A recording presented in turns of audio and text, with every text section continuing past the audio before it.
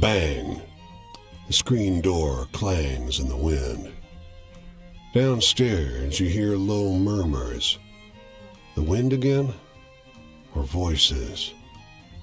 You were sure this house was deserted. I think I'll investigate. In the living room, two young women are entwined atop a sleeping bag. One has her hands tangled in the other's bright red hair. I can't believe we found another haunted house. The red-haired girl laughs. A floorboard creaks under your feet. Is it a ghost? One yells. I am not a ghost. The red-haired girl has jumped up between you and her companion, but relaxes her stance at your words. Well, if you're talking, you probably aren't a ghost, the blonde says. The red-haired girl looks to her, then back towards you. What are you doing here? What are you doing here? The other girl draws up straight. We, emphasizing the word, are having an adventure. The red-haired girl squeezes her hand. She turns back to her companion, her eyes shining. Your presence goes unnoticed as the two resume their hushed conversation. I'll move on.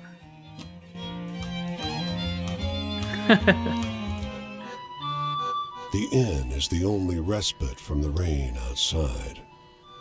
Enormous trees dwarf even the largest buildings and homes here, and the inn is no exception. But you find its interior as dark as the forest outside. I think I'll look around here. No one is behind the bar. The quiet of the night is broken by the sound of glass crashing into the floor. A huge black tomcat, its coat taking on a moonlit sheen, laps experimentally at the high-proof hooch just spilled. I'll keep watching. The cat pads silently into a darkened doorway, entering the back room of the inn. Its tail swivels behind it hypnotically as it moves deeper into the shadows. I'll follow it. You light a match to see by in the darkness, but you still nearly trip on her. A woman, presumably the landlady, her eyes gone glassy and foggy. And on her chest is that damned cat, Yeesh. snout to her face, sucking in the air from her dead lungs. I'll move on. Yeesh. It's like that tale when they say, it's not a tale, but the old wives' tale when they talk about when you feel that heavy feeling on your chest, that it's a cat sucking the soul out of you or something. Fog fills the margins of redwoods, What is that? Sasquatch banishing man? their high crowns. A strong musk, reminiscent of a gasoline spill, makes your eyes water. Behind distant sets of trees, a titanic silhouette lurches past. What is that? I'm gonna follow it. Broken lines of blood blotch the stranger's footprints. You come upon a maimed elk, whose sundered antlers have left behind patches of exposed tissue. Yeah. The sediment-covered corpse seems to have been dragged some considerable distance. I look up. The silhouette of the stranger looms at the edge of visible forest. You feel the weight of their eyes upon you. I stand back. The stranger watches, silent and unmoving, while you step backwards the way you came. Even after you've lost sight of their form, their glowing eyes hang in the fog. Ooh, I'll move on. It said call out? What am I supposed to say? Who? Jeez. We're getting with electric guitar? What the heck?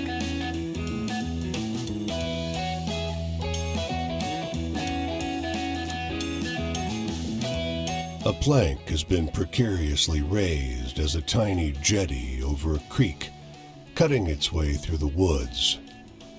She's dressed in a simple baby blue dress of the same cloth as her daughter's.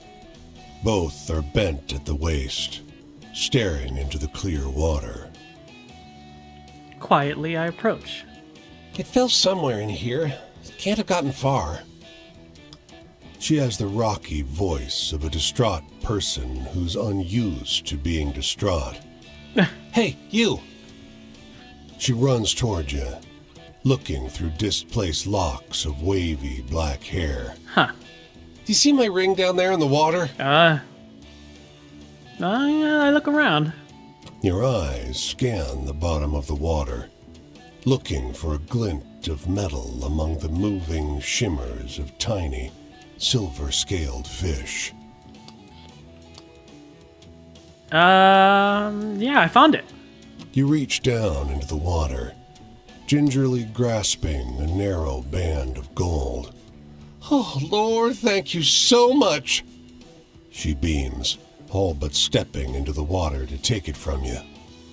If you hadn't come around, I'd have lost my grandmother's ring. Oh, goodness. The ring's magical. The young girl blurts out. Her mother gives her a mock stern look, as though the daughter has just given away a big secret. You drop it in the river, and it grants a wish. Okay, and what did you wish for? The mother laughs, shaking the water from her hair. Why, I wished a stranger would roll into town with some stories. Move on. Very cool. Oh, is Washington that big? Where they've got Seattle that far away? For hours now, you've seen it circling overhead. Its wings cutting across the sliver of sky you can see framed by the crowns of vast redwoods. But it's gotten closer. The cry that echoed from afar now seems dangerously near. I look skyward. And suddenly, the eagle swoops down, claws splayed before it, wings spreading into a crescent of knife-sharp feathers. I'll keep watching.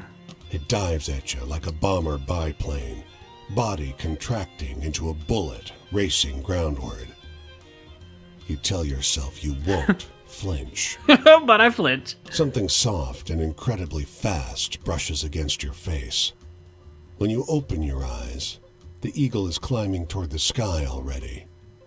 A little forest mouse caught in one claw, Wow. wrinkled tail flapping in the wind. Move on. Very cool.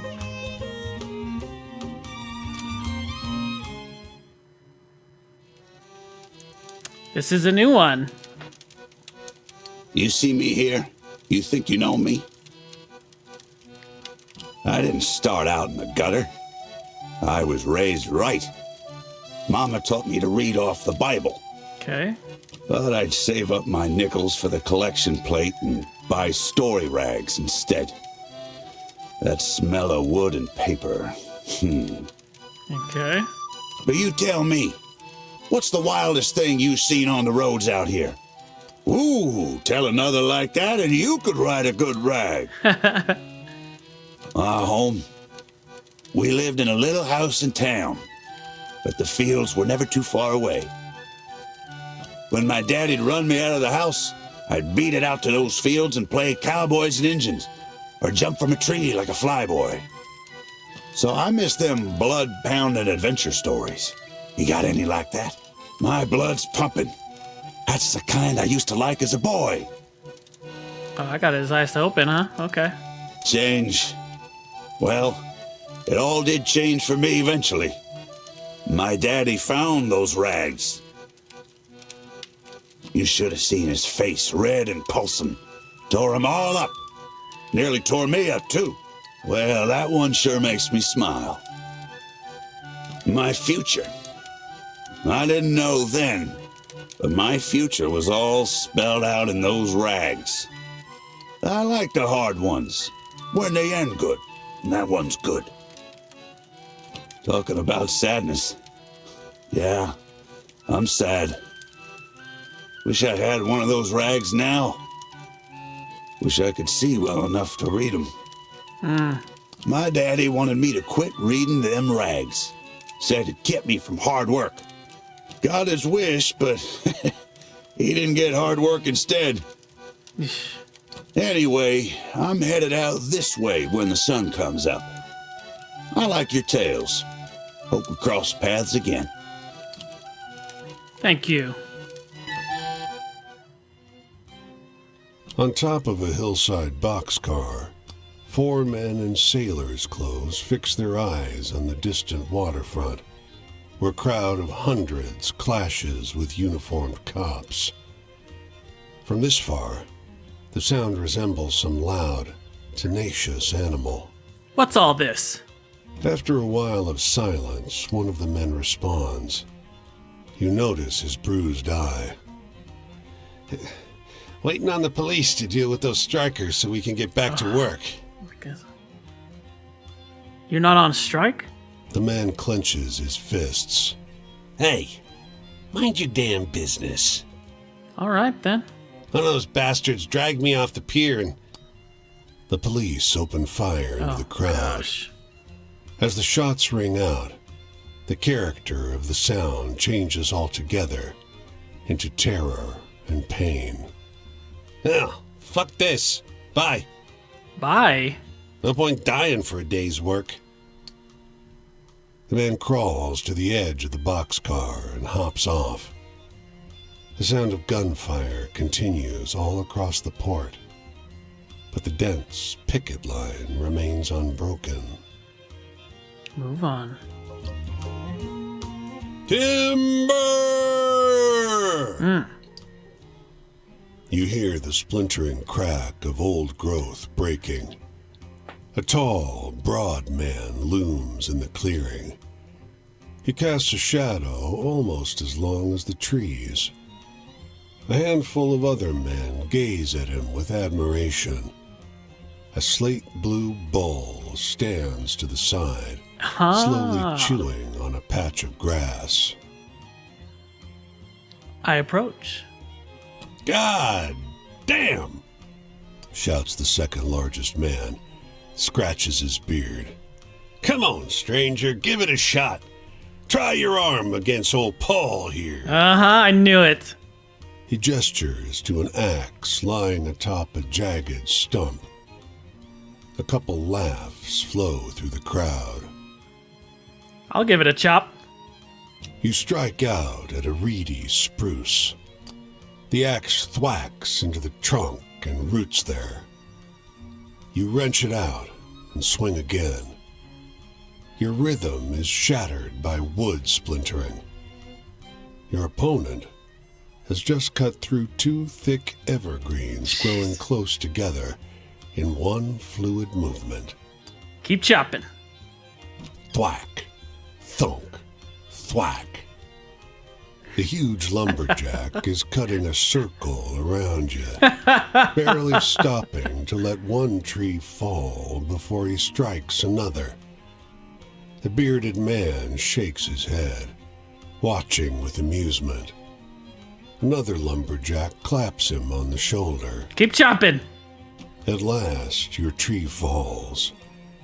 The bearded man steps forward and shakes your hand. Don't feel bad. No one can match him. I'm not even sure he's human. He looks at the woodcutter, now scratching the ox's ears. You gave it your best. That counts for something. Move on. Yep, that we just went up against Paul Bunyan. Fantastic. Or at least the story of Paul Bunyan.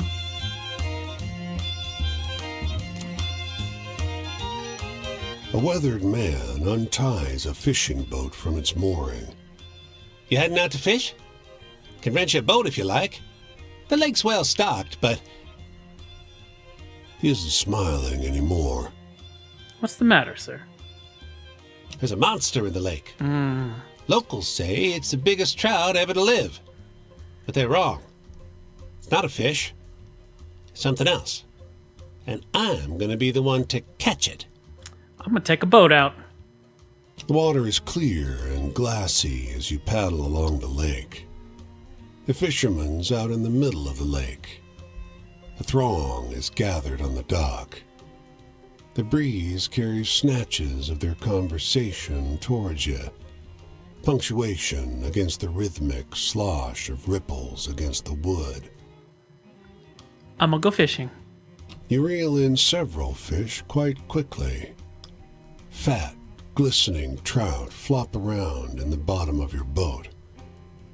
A sharp tug on the line threatens to topple your boat, but whatever's nibbling lets go almost immediately.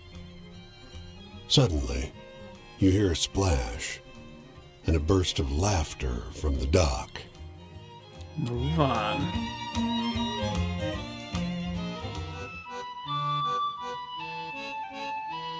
Okay, so let's get some more stories first.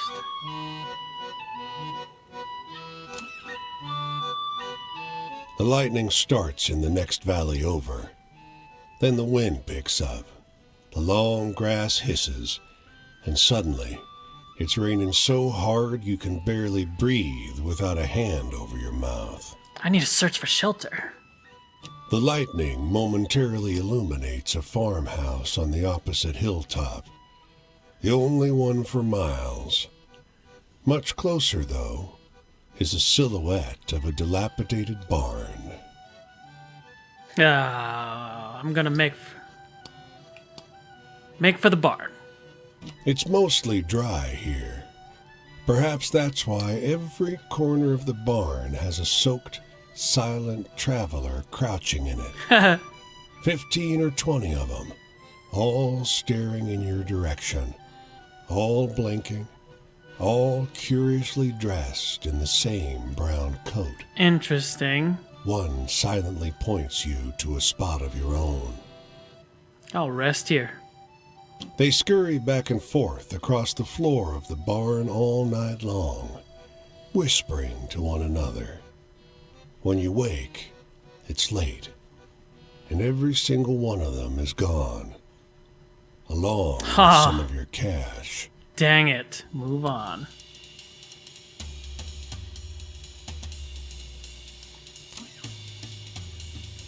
The woman finds you as you wander the streets. "Come with me, child," she says, looking you up and down. "We're going to church." Accept. You follow her to a simple clapboard building. There's no steeple, but a cross is painted on one side.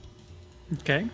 Inside, you sit for what seems like years as the preacher drones on about the various virtues expected of his faith. Brevity is not among them, apparently. Move on. Okay, let's see who's here.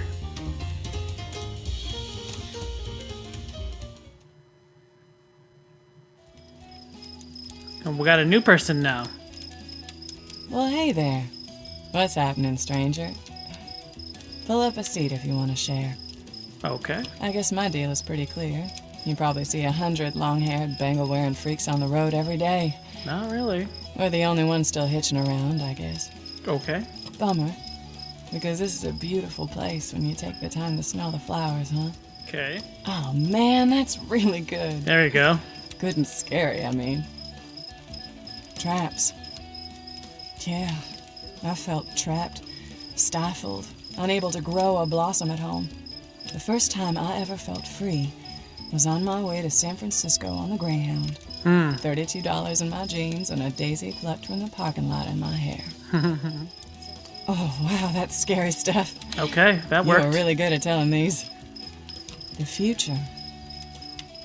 I used to think it was all so clear. So inevitable. It was the dawning of a new age, remember that? Harmony and understanding. Wasn't that easy, huh? Oh, yeah, that's a good one. My past. Well, my parents didn't abuse me or anything. We just disagreed. We still do. I mean, I assume. Damn, friend, that's sad. Yeah. It's new. Yeah, free love. That's what it was all about. That's what filled my dreams as a teen. Why couldn't everyone see that we were all just here to love each other? Okay. Well, there it is. And I feel like I've been doing all the talking. But the sun's coming up soon, so I gotta get ready to go. Are you heading back up the Heard coast, some huh? interesting stuff about a group of folks getting by up this way. And where are you going? What's your deal, Seeker? What's the future hold for you? I follow the stories.